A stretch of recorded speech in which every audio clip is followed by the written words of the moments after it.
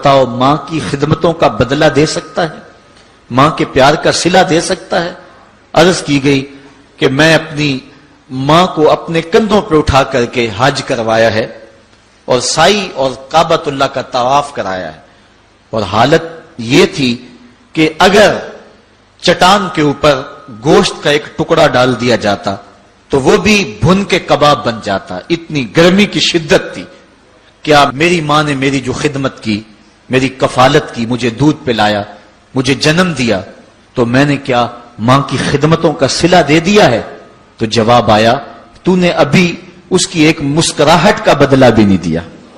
ماں جب ہنس کے دیکھتی ہے تو جنت کی ساری کلیاں کھل اٹھتی ہیں، اور بیٹے کی زندگی ماں کے اس ہنسنے سے جو ہے وہ عبارت ہوتی ہے۔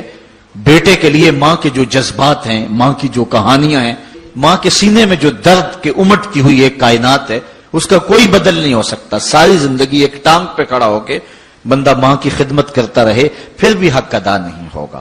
ماں ماں ہوتی ہے، اللہ تعالیٰ جل شانہ نے اس کو وہ درجے عطا فرمائے۔ بیٹے کے ساتھ جو پیار ماں کرتی ہے بھلا کوئی کر سکتا ہے؟ کوئی اتنی محبت دے سکتا ہے جتنی ماں محبت دیتی ہے؟ ساری زندگی بھی انسان ان محبتوں کا بدل دینا چاہے تو نہیں دے سکتا، چونکہ ماں کے پیار کا کنارہ ہی کوئی نہیں۔ ماں کی محبت کی گہرائی اور گہرائی کو کوئی ناپ ہی نہیں سکتا۔ سمندر کے پاتال تک تو شاید کوئی پہنچ گیا ہو، لیکن ماں کے پیار کا کنارہ آج تک کسی کو نہیں ملا۔ اللہ تعالیٰ نے اس کے سینے میں دھڑکتا ہوا جو دل رکھا ہے اور تڑپتی ہوئی جو ممتا رکھی ہے، وہ ایک مثال بنی ہوئی ہے کہ کسی نے کسی کو کہا کہ میں تیرے پہ راضی تب ہوں گی کہ اگر تو اپنی ماں کا کلیجہ نکال کے لے آئے۔ تو اس بدبخت نے اپنی اس محبوبہ کی خواہش کو پورا کرنے کے لیے اس اقدام کی تیاری بھی کر لی، اور جا کے ماں کا سینہ چیرا اور اس کا کلیجہ نکالا، اور اپنی اس محبوبہ کی خوشنودی کے لیے تیز تیز آ رہا ہے کہ میں اس کو دکھاؤں کہ میں نے یہ کارنامہ بھی سر انجام دے دیا اور یہ چوٹی بھی سر کر لی ہے۔ تو تیزی سے آ رہا تھا، راستے میں ٹھوکر لگی، جب گرا تو کہتے ہیں ماں کے کلیجے سے آواز آئی، پتر چوٹ تو نہیں آئی ہے؟ یہ ماں کے پیار کا روپ ہے، یہ ماں کی محبت کا انداز ہے۔ دنیا والوں، ماں کی قدر کو ضائع نہ کرنا، ماں کے پیار کو اور اس کی محبت کا صلہ دے تو نہیں سکتے، لیکن ساری زندگی ماں کی نوکری کرنا اور اپنے باپ کی زندگی کے اندر کبھی بھی نافرمانی نہ کرنا، یہ سعادت مندی اور خوش نصیبی ہوتی ہے۔ حضور نے منبر کی 3 سیڑھیوں پہ قدم رکھتے ہوئے آمین آمین کہا تھا، تو بعد میں پوچھا گیا حضور آپ نے ہر سیڑھی پہ قدم رکھتے ہوئے آمین کہا، تو یہ کیا ماجرا تھا؟ فرمایا جبریل آئے تھے، انہوں نے مجھے کہا تھا اس شخص کی ناک خاک آلود ہو جو ماہ سیام رمضان المبارک کو پائے اور پھر کثرت عبادت سے اپنی بخشش نہ کروا سکے، تو میں نے آمین کہا۔ پھر کہا اس شخص کی ناک خاک آلود ہو جو والدین کو بڑھاپے میں پائے اور جنتی نہ ہو سکے ان کی خدمت کر کے، تو میں نے آمین کہا۔ پھر جبریل نے کہا اس شخص کی ناک خاک آلود ہو جس کے سامنے آپ کا ذکر کیا جائے وہ آپ پر درود نہ پڑے، تو میں نے آمین کہا۔ تو وہ شخص کتنا بد نصیب ہے جو والدین کو ناراض کر لیتا ہے۔ میں کہتا ہوں ساری کائنات ماں کے قدموں تلے ہے، بلکہ میرے محبوب نے جنت کو ماں کے قدموں تلے قرار دیا۔ الجنت تحت اقدام الامہات، جنت ماں کے قدموں تلے ہیں۔ ماں اتنا پیار کرتی ہے کہ جس کا کسی ترازو پہ تول نہیں ہو سکتا، اور اس کے پیار کا صلہ بدلہ ساری زندگی خدمت میں بھی گزار دیں پھر بھی نہیں دیا جا سکتا۔ اللہ تعالیٰ جل شانہ نے ایسا رشتہ ماں کی صورت میں پیدا کیا ہے، جنت کی چھاؤں کا دنیا کے اوپر روپ ہے ماں کی ذات، جنت کی گھنی چھاں ہے ماں کا وجود، اور اللہ نے اپنی رحمتوں کو اگر کوئی صورت دی ہے تو وہ ماں کا روپ ہے، اور ماں کے سینے میں وہ تڑپتی ہوئی ممتا اور محبت کے وہ پگھلتے ہوئے جذبات رکھے گئے ہیں کہ دنیا پر ماں کے پیار کا بدل نہیں ہے۔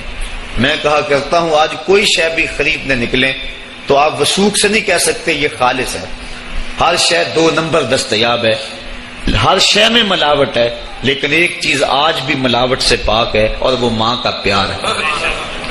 ماں کی محبت آج بھی کھری ہے اور آج بھی اس میں کوئی ملاوٹ نہیں ہوئی۔ بچہ بوڑھا بھی ہو جائے لیکن ماں کے لیے وہ بچہ ہوتا ہے، ماں کی دعائیں اسی طرح اس کے لیے ہوتی ہیں، اور بچہ آغوش مادر میں آ کر پھر طفل سادہ رہ جاتا ہے۔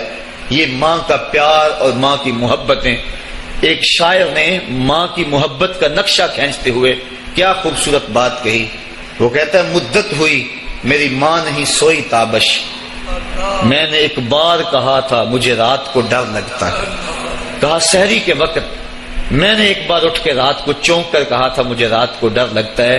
مدت ہوگی اس بات کو، یہ قصہ پرانا ہو گیا ہوا ہے، مجھے بھی بھول گیا ہوا ہے، لیکن میری ماں رات کو نہیں سوتی، میرے بیٹے کو کہیں ڈر نہ لگ رہا. یہ ماں کے پیار کا روپ ہے.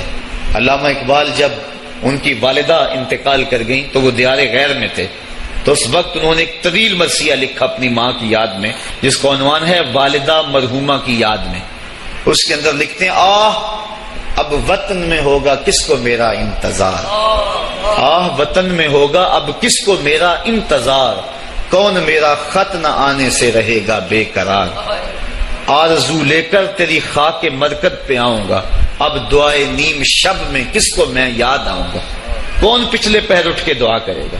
ہر ایک سے کہنا پڑتا نا جناب دعا کرنا، مولوی صاحب سے بھی عرض کرنا پڑتا حضور دعا میں یاد رکھنا، پیر صاحب سے گزارش کرنا پڑتی ہے جناب مجھے دودھ راتوں میں اور چاندنی راتوں میں مجھے یاد رکھنا. حاجی کو معتمر کو کہنا پڑتا جناب دیار حرم میں جا رہے ہو اور دیار حبیب میں جا رہے ہو وہاں مجھے دعاؤں میں یاد رکھنا، سین حرم میں بھی اور جالی کے سامنے بھی. ہر ایک کو کہنا پڑتا ہے کہ مجھے دعاؤں میں یاد رکھنا. کبھی ماں کو بھی کہنا پڑا کہ امی دعاؤں میں یاد رکھنا. ماں کے ہاتھ ویسے اٹھے رہتے ہیں، اور جب ماں کے ہاتھ اٹھ جائیں اجابت کے سارے دروازے کھل جاتے ہیں. میں نے پڑھا کتب حدیث میں جو دعائیں رد نہیں ہوتی ان میں سے ایک ماں کی دعا ہے. جب ماں ہاتھ اٹھا دے تو جنت کے سارے دروازے کھل جاتے ہیں. اور یہ لازمی نہیں ہے کہ ماں رابعہ بصریہ ہو تو پھر ہی اس کی دعا قبول ہوتی ہے. اپلے تھاپتی ہوئی ماں اور لیپا پوتی کرتی ہوئی ماں جو ہے وہ مٹی سے بھرے ہوئے ہاتھ اٹھا دے تو اللہ ان ہاتھوں کو بھی خالی نہیں موڑتا. ماں جب بولتی ہے تو اس کے لہجے میں جبریل بولتا ہے. ماں جب مسکراتی ہے لگتا ہے جنت کی ساری کلیاں کھل اٹھی ہیں.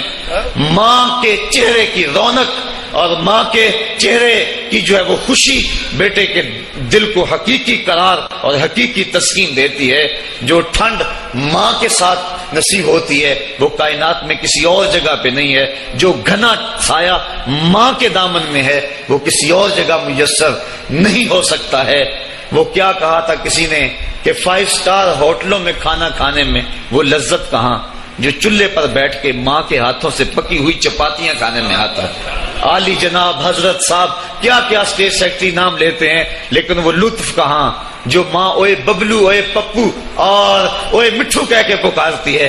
جو مٹھاس ان لفظوں کے اندر ہے وہ بڑے اور بھاری اور بھرکم الفاظ اور خطابات کے اندر کہاں ہے. اونچی کرسی پہ بیٹھنے کا وہ لطف نہیں ہے جو ماں کے قدموں میں بیٹھنے کا ہے. اللہ نے ماں کے روپ کے اندر ایک محبت اور ایک الفتوں کا ایک ایسا دریا دیا ہے کہ جس کے اندر انسان جب جاتا ہے تو اس کے دکھوں کے سارے میل دھل جاتے ہیں اور وہ بالکل آسودہ ہو جاتا ہے. یہ ماں کا روپ ہے، یہ ماں کا پیار ہے. تو ماں کا بچھڑ جانا، اس دنیا سے چلے جانا، یہ ایسے ہی ہوتا ہے جس طرح کوئی بندہ گھنے سائے میں کھڑا ہو تو اچانک اس کو دھوپ میں کھڑا کر دیا جائے، پھر اسے پتا چلتا ہے کہ کتنا گھنا سایہ تھا. جس طرح درخت ساری دھوپ اپنے اوپر سہتا ہے اور جو اپنے نیچے کھڑا ہو اس کو ٹھنڈک دیتا ہے، اسی طرح ماں باپ سارے دکھ اپنے اوپر سہتے ہیں لیکن اپنی اولاد کو ٹھنڈک پہنچاتے ہیں.